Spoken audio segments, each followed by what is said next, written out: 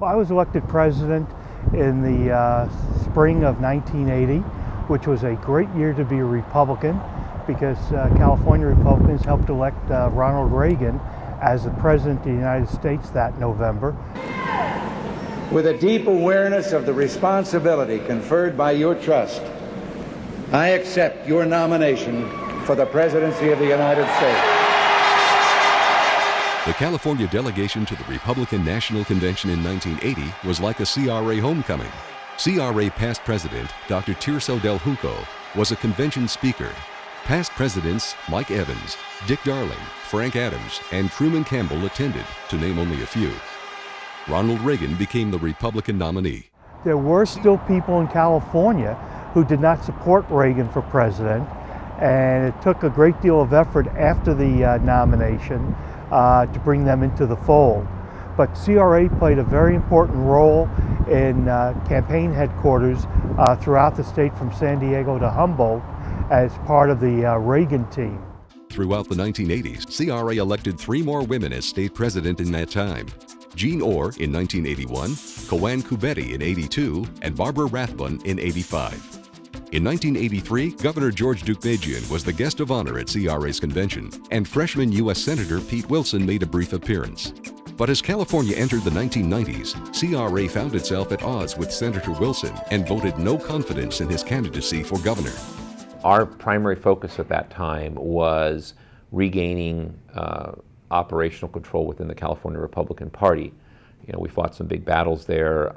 We fought against the Wilson tax increases tooth and nail, and we put together, we divided the state into 7 areas, and we worked very hard to have CRA members become the CRP delegates. In 1993, the California Republican Assembly named President Ronald Reagan as its Man of the Decade. CRA President Greg Hardcastle had the honor of presenting President Reagan with his award. I can't help but think of what Jack Benny once said when he received an award. He said, "I don't deserve this honor, but then I have arthritis and I don't deserve that either." Well, seriously, this is a very sentimental evening for Nancy and me. Ronald Reagan was about positive things. There's a new day coming to America. You build on the positives. And that should be the philosophy of CRA. That's what we did in CRA when I was state president, and built unprecedented numbers of people that came in the organization because they were for something. They wanted to see family values back in the political process again. They wanted to see moms and dads' roles over their children protected within the public schools. They were for babies. They were for life. They weren't just against abortion. The future of the Republican Party is not in the old people sitting where you are right now. The future is in the young people. They're the ones that will carry the party and CRA forward in the future. Probably greatest memory, as you will have it, as my CRA presidency, was at the 1996 presidential endorsing convention. There was a big battle between Graham and Keyes and Buchanan, and the battle was so lengthy and so tumultuous. It went at ballot after ballot after ballot. We ended up running out of time, and we had to move the entire convention out to the parking lot of the Hilton Hotel, where we had to rope off an area. And I actually presided over a convention while standing at the top of a ladder with a bullhorn. And it was really entertaining. It was really a lot of fun. That was my big memory, standing on the ladder, bullhorn in hand, officiating over the CRA presidential endorsing convention. By the mid-90s, a move was also underway to build the Republican Assembly movement nationally.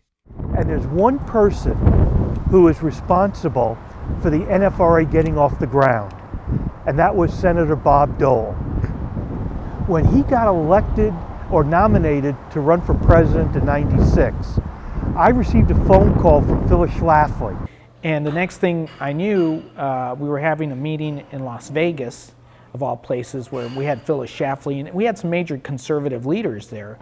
We had 13 states show up, which was symbolic that 13 states showed up. From that, I was elected the first organizer, and a few months later, I was elected national chairman of what we called then the National Federation of Republican Assemblies. By 1997, 40 states were part of the NFRA. At the February 1997 convention of the California Republican Party, CRA demonstrated its strength as Mike Schroeder was elected GOP chairman and a slate of CRA members were elected to leadership posts.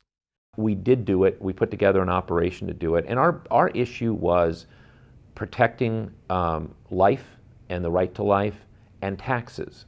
And we fought very, very hard on those issues to really hold the feet to the fire, because the California Republican Assembly is the conscience of the Republican Party, or the conscience of the conservative movement.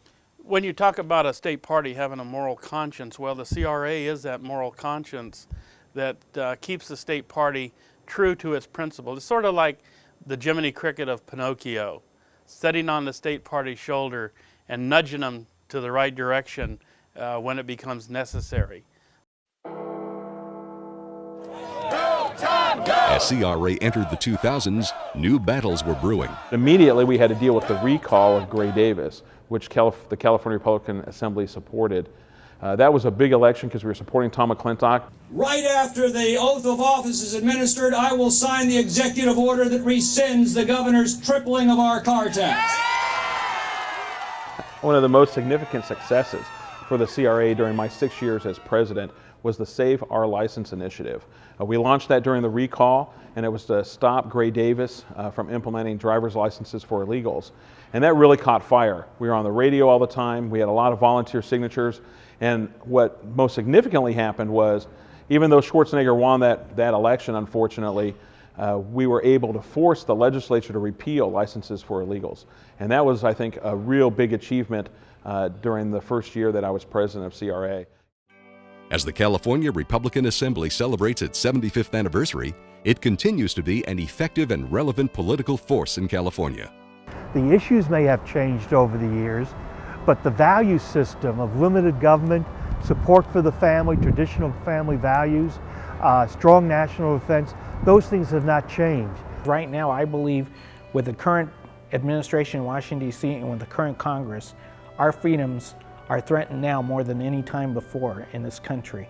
And I know we can't do anything about it unless we get together with other like-minded folks and storm the state capitol, storm our state legislators, our local communities, and make a difference on behalf of those principles that are so dear to us. You are doing something for the betterment of this country when you're a member of the CRA, an active member of the CRA. It's very, very rewarding. I wouldn't give up my membership for anything. There is no group that stands taller for conservative principles of faith, freedom, and family than the CRA does. We need to motivate conservatives to realize how important it is for them to get involved politically and to get involved in the California Republican Assembly, because we are the conservative conscience of the Republican Party. And if we don't do that soon, we'll probably be very sorry, because who knows, how free we'll be if this administration and this Congress continues on the trend that they're currently on.